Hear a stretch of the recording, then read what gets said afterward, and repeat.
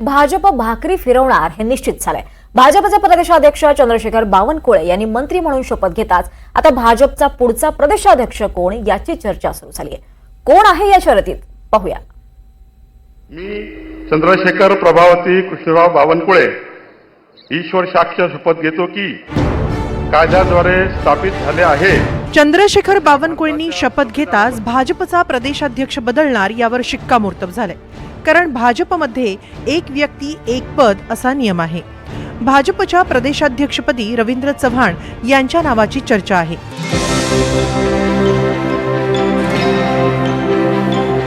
काही दिवसांपूर्वी रवींद्र चव्हाण यांनी अमित शहांची भेट घेतली होती। त्यानंतर रवींद्र चव्हाण भाजपचे प्रदेशाध्यक्ष होण्याच्या चर्चांनी जोर धरलाय। सलग चौथ्यांदा रवींद्र चव्हाण आमदार म्हणून निवडून आले। नगरसेवक ते मंत्री असा त्यांचा प्रवास आहे।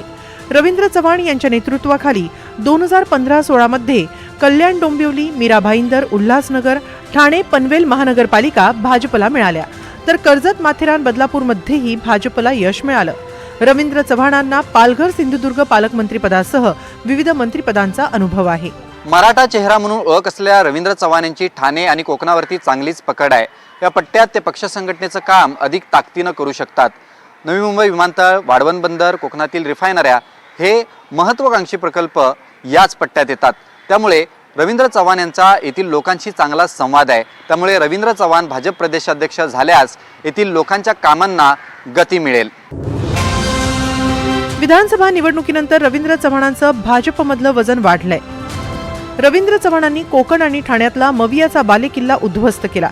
ठाण्यात 18 पैकी 16 जागा महायुतीनं जिंकल्या, तर कोकणात 15 पैकी 14 जागांवर महायुतीचा विजय झाला। ठाण्यात भिवंडी वगळता आणि कोकणातले सगळे महायुतीचे खासदारही विजयी झाले।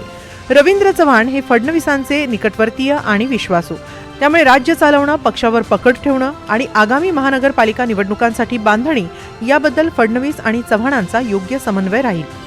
चव्हाण ठाण्याचे असल्यानं ठाणे जिल्ह्यातल्या 6 महानगरपालिकांसाठी विशेष मदत होईल। तसंच शिंदेंच्या बालेकिल्ल्यात पक्ष वाढवण्याची संधीही या निमित्तानं मिळणार आहे। रवींद्र चव्हाणांना प्रदेशाध्यक्षपद देण्याचा मेगा प्लॅन भाजपचा आहे। त्यामधून आगामी निवडणुका, महत्त्वाचे प्रकल्प भाजपला मार्गी लावायचे। मात्र रवींद्र चव्हाणांचाच महत्त्वाकांक्षी प्रकल्प असलेला मुंबई गोवा महामार्गही पूर्ण होवो ही अपेक्षा आहे। Bureau report, NDTV Marathi, Mumbai.